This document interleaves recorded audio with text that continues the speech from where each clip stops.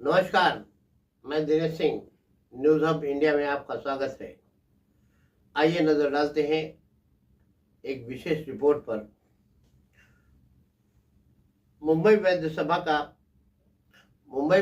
का धन्वंतरी पुरस्कार वितरण समारोह वेलेपार्ले इंटरनेशनल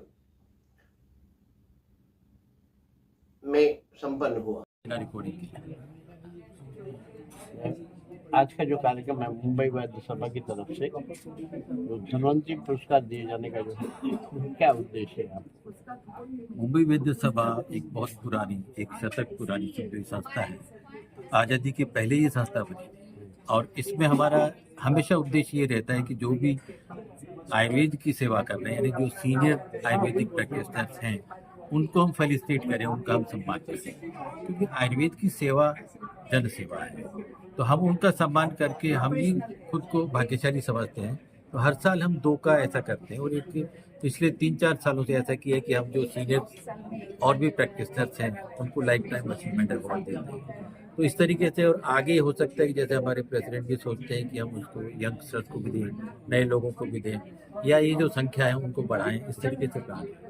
केवल हमारा उद्देश्य आयुर्वेद को बढ़ाना रहता है, तो चाहे कोई भी माध्यम हो, उसके लिए हम अलग अलग प्रोग्राम्स करते रहते हैं और हर साल ये हम करते रहते हैं, आगे भी करते रहते हैं। सर, शहरों में तो जो है आप जो है मना रहे हैं, जो है आयुर्वेद के बारे में कई कार्यक्रम करते हैं।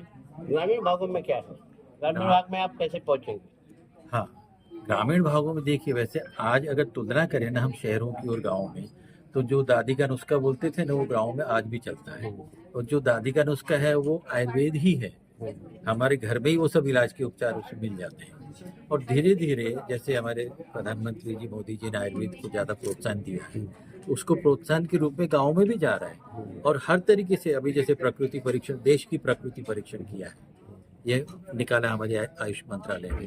तो उसमें गई एक एक व्यक्ति की इसमें प्रकृति की जाएगी कि किस प्रकृति का है, वात का है, पित्त का है, कफ का है। तो पूरे देश की प्रकृति के बारे में इसमें किया जाएगा। आप निश्चित रहिए, आयुर्वेद पूरा गाँव तक भी पहुँचेगा। तो सर बताइए, आप जो आयुष मंत्रालय द्वारा जारी किया गया है कि प्रकृति परीक्षण वो क्या है और उसे कैसे किया जाए? Ayurveda based on 3 basic doshas, Vata, Pitta और कफ। वात पित्त कफ में हर एक व्यक्ति की प्रकृति उन्हीं 3 दोषों में से बनती है, 1 दोष, 2 दोष, 3 दोष मिक्स होकर के। गवर्नमेंट ऑफ इंडिया के आयुष डिपार्टमेंट में मिनिस्टर आयुर्वेद के का उन्होंने साथ में मिलकर के एक प्रकृति परीक्षण का एक सॉफ्टवेयर डेवलप किया है। So we request each and every citizen to kindly download that app Prakriti Parikshan. और प्रकृति परीक्षण आप डाउनलोड करोगे, उसके बाद में आपको 2 स्टेप मिलेंगे, 1 for volunteer and 1 for a patient, citizen sorry. तो आप अगर डॉक्टर हैं तो be a volunteer for this. आप अगर if you are citizen you just sign up for citizen. आपको आपका मोबाइल नंबर के जैसे डालेंगे, एक OTP आकर के डाउनलोड हो जाएगा। उसमें एक स्कैन कोड रहेगा, उस स्कैन कोड से आपको जिसकी भी प्रकृति परीक्षण करना है, उसके फ़ोन के स्कैन कोड से आप दोनों को मैच कीजिए। जो जैसे स्कैन कोड मैच होगा, आपके सामने पूरी एक क्वेश्चनरी आ जाएगी। और क्वेश्चनरी आप जैसे जैसे भरते जाएंगे, ऐसे ऐसे आपकी प्रकृति डेवलप होती जाएगी। और जब भी आपकी प्रकृति फाइनल हो जाती है, उसके बाद में जब आप डाउनलोड करेंगे तो उसके साथ में आपकी प्रकृति के हिसाब से आपको क्या खाना पीना है, हमारी जो सीजन से सीजन वाइज आपको क्या चेंजेस करना है आपके आहार में, आपके विहार में, और आपके दोषों को लेकर के आपको कौन सी मेडिसिन ज़्यादा उपयुक्त रहेगी, जिससे आप बहुत जल्दी ठीक हो जाओगे। और अगर आप उसके दिए हुए क्राइटेरिया को फॉलो करोगे तो आप बीमारी नहीं होगे। बिकॉज आयुर्वेद का मेन सिद्धांत है स्वस्थ से स्वास्थ्य रक्षणम। जो स्वस्थ है उसे स्वस्थ रखना है, जो रोगी है उसे ठीक करना है। So we definitely request each and every citizen to kindly download the app Prakriti Parikshan on a Government of India's Ayush Department. It's very safe. You can download it. Thank you very much. आज मुंबई वैद्य सभा ये एक अपने आप में बहुत बड़ा नाम है, आप सभी जानते होंगे। मंच पर विराजमान सभी को मैं नमस्कार करता हुआ आप सभी का हृदय से अभिनंदन करता हूं।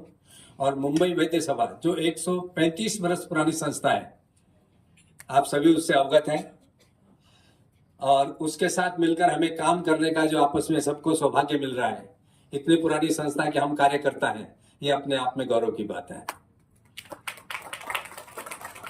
72 में जब एडमिशन हुआ उसी समय से मैं इसके साथ जुड़ गया, और मेरे साथ मैं देख रहा हूँ बहुत से लोग, कोई 45 वर्ष से, कोई 40 वर्ष से जुड़े हुए हैं। जैसे ही कॉलेज में एडमिशन हुआ कि सब जुड़ गए, और हम आज भी उस परंपरा को निभा रहे हैं। आदरणीय गुरुदेव वैद्य दीनानाथ जी उपाध्याय ने हम सबको बहुत मोटिवेट किया था, और उसी का ये परिणाम है कि आज भी हम इस संस्था के साथ जुड़े हुए हैं। ये आप सबका सहयोग इस संस्था को निरंतर आगे बढ़ा रहा है। और आपको दोस्तों एक बात बताता हूँ, आपस की बात है, सब जानते भी होंगे बहुत से लोग। जब 72 में एडमिशन हुआ नए नए, तो हर साल प्रोग्राम होते थे। कोई भी प्रोग्राम होता था संस्था में, अपनी लाइब्रेरी के हॉल में प्रोग्राम होते थे, और वहाँ एक शख्स, धोती कुर्ता टोपी, एक अलग ही शख्सियत थी। तो बात बात में फिर मालूम पड़ा कि हमारे ये नाना पुराणिक साहब हैं। तो वो बात बात में बोलते थे, आप मिलते रहो, कार्यक्रम करते रहो, आप किसी चीज की चिंता मत करो। पूरा सहयोग मिलता था उनसे। और आज वही परंपरा, श्री रंजीत पुराणिक जी उस परंपरा को निर्वाह कर रहे हैं। बहुत जोरदार तालियों के साथ उनका स्वागत। वे हमारी संस्था के चौथे स्तंभ हैं। आज हर कार्यक्रम उनका पूरा सहयोग रहता है। तो मुंबई वैद्य सभा हर क्षेत्र में कार्यरत है। हम जब एक ऑनलाइन का जमाना आया तब भी हम नहीं रुके, कोरोना काल में। और वैसे भी हमारे जो प्रोग्राम होते हैं, सायन कॉलेज के साथ मिलकर आयुर्विद्या प्रसारक मंडल और मुंबई वैद्य सभा साल में 4 प्रोग्राम करते हैं। इसके अलावा ये प्रोग्राम करते हैं।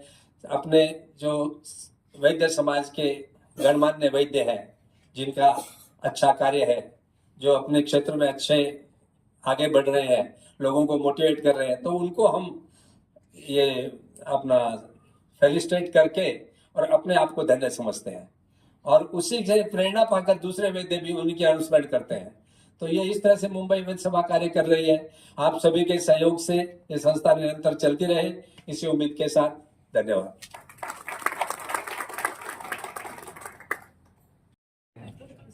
मुंबई वैद्य सभा जो है, मुंबई के धन्वंतरी पुरस्कार वितरण कार्यक्रम में मैं दिनेश सिंह, कैमरामैन नम्रता पोद्दार के साथ